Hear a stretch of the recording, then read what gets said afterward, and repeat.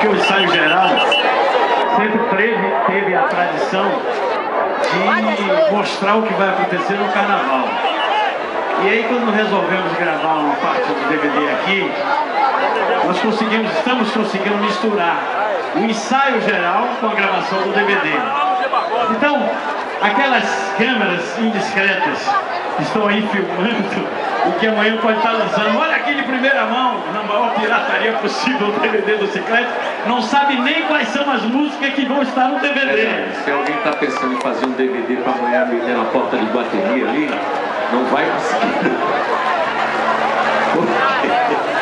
Nem todas as músicas que vocês estão achando que vão estar no Chiclete, nesse DVD pelo mundo afora, realmente ela. Inclusive tem canções que não vão ser gravadas aqui, vão ser gravadas em Fortaleza, no dia 23. Então quem quiser completar a sua pirataria, vai para Fortaleza e aí junta tudo aí, você vai achar o DVD completo, não é? Então